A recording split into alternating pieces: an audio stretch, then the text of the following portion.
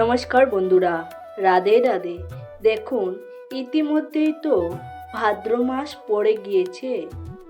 আর এই ভাদ্র মাস হিন্দু সনাতন ধর্ম অনুযায়ী আমাদের কাছে খুবই গুরুত্বপূর্ণ।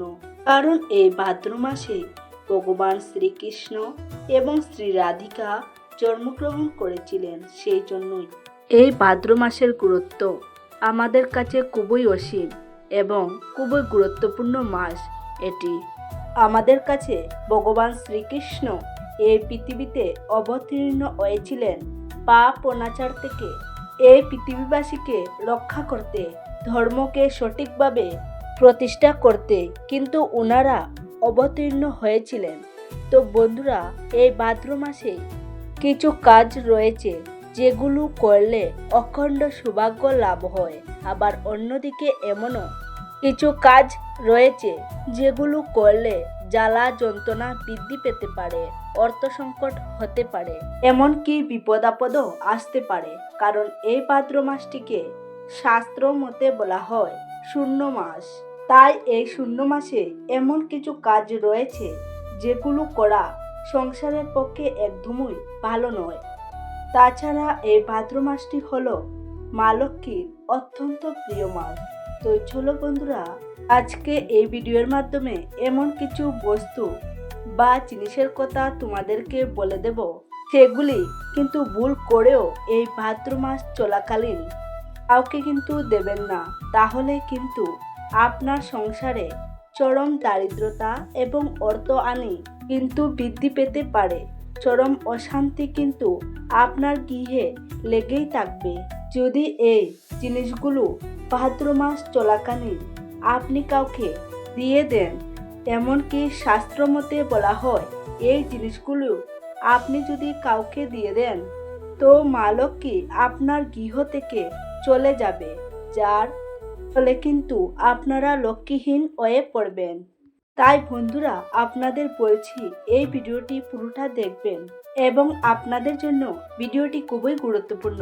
আর এই ভিডিওটি যদি আপনাদের ভালো লেগে থাকে তাহলে একটি লাইক দিয়ে দেবেন এবং কমেন্টে জয় শ্রীকৃষ্ণ লিখতে ভুলবেন না। চলুন বন্ধুরা, মূল বিষয়ে ফেরা যাক।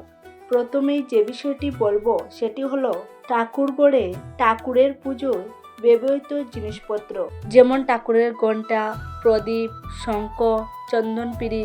মূল কথা বলতে গেলে ঠাকুরের পুজোয় যে সমস্ত জিনিসপত্র ব্যবহৃত হয় এই জিনিসগুলোর মধ্যে কিন্তু শুভ শক্তি বিরাজ করে। এগুলো কিন্তু ভুল করেও এই ভাদ্র মাস চলাকালীন কাউকে দিয়ে দেবেন না। আপনারা মনে রাখবেন এই জিনিসগুলি করে থাকা পরিবারের জন্য অত্যন্ত শুভ। অনেক সময় এমন হয় যে আপনার পাড়া প্রতিবেশী, আপনার আত্মীয় স্বজন হয়তো আপনার কাছে এসে এই জিনিসগুলো চাইছে, সেক্ষেত্রে আপনি দিয়ে দিলেন, কিন্তু এমনটি ভুলেও করবেন না।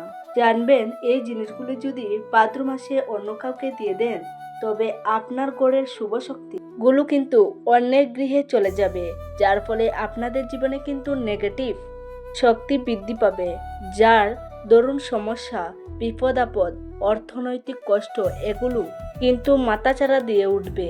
তাই একটি কথা মনে রাখবেন, ভাদ্র মাস চলাকালীন ঠাকুরের কাজে ব্যবহৃত এই জিনিসপত্রগুলি কিন্তু ভুলেও কাউকে দিয়ে দেবেন না। এবার দ্বিতীয় জিনিসটিতে আসা যাক। দেখুন বন্ধুরা, বাড়ির স্ত্রীদের কিন্তু মা লক্ষ্মীর প্রতীক বলা হয়।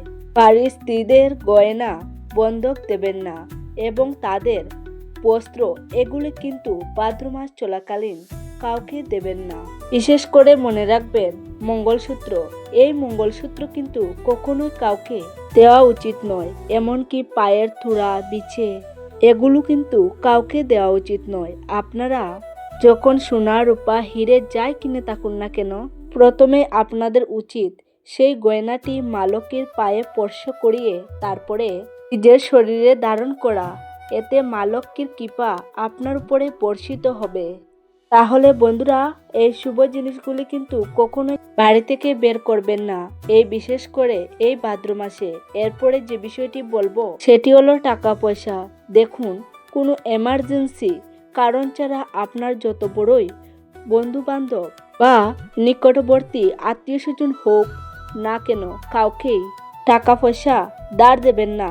এই টাকার জন্যই কিন্তু সম্পর্কের অবনতি হয় এবং পারিবারিক অসন্তোষ দেখা দেয়। টাকাকেও কিন্তু বন্ধুরা মা লক্ষ্মীর স্বরূপা বলা হয়।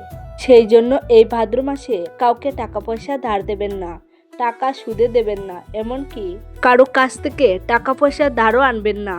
দেখুন বন্ধুরা, ভাদ্র মাসে আপনি কারো কাছ থেকে টাকা পয়সা যেরকম ধারও নেবেন না, তেমনি টাকা পয়সা কাউকে ধারও দেবেন না। দেখুন, টাকা পয়সা দান করা কিন্তু পুণ্যের কাজ, কিন্তু যে দানে আপনার ক্ষতি হতে পারে সেই দানটা কিন্তু পুণ্যের নয়। নিজের ক্ষতি করে কোনো কাজ করতে যাবেন না। ভাদ্র মাস খুবই একটা পূর্ণ মাস। নিজের ঘর থেকে লক্ষ্মী বার করে দিবেন না। তবে এবারে দেখুন, কেউ যদি খুবই অসুস্থ হয়, তাকে হাসপাতালে নিয়ে যেতে হবে, এরকম ইমার্জেন্সিতে কিন্তু আপনি টাকা পয়সা ধার দিতেই পারেন বা দান করতে পারেন, তাতে কোনো সমস্যা নেই। এরপর চতুর্থ নম্বরে যে বিষয়টি বলবো সেটি হলো, আপনারা সূর্যাস্তের পর কখনোই দুধ, দই, আটা, লবণ, সর্ষের তেল এগুলো কিন্তু ভুল করেও আপনারা গৃহ থেকে বের করবেন না এই ভাদ্র মাস চলাকালীন। না হলে কিন্তু শুভ শক্তি, পজিটিভ এনার্জি সব আপনার গৃহ থেকে ত্যাগ করে চলে যাবে। পরিবারে নেমে আসবে চরম অসন্তোষ, দুঃখ, দুর্দশা, দারিদ্রতা, কষ্ট এবং অশান্তি। রান্নাঘর হচ্ছে অত্যন্ত পবিত্র জায়গা, যেখানে মা লক্ষ্মী, মা অন্নপূর্ণা স্বয়ং বসবাস করে এবং লবণ হচ্ছে মা লক্ষ্মীর স্বরূপা। তাই ভুল করেও লবণ, সর্ষের তেল, দুধ, দই, আটা এগুলো ভুল করেও, বিশেষ করে সন্ধ্যার পরে এই ভাদ্র মাসে চলাকালীন কাউকে দেবেন না। এরপর যে বিষয়টি বলবো সেটি হলো আতপ চাল।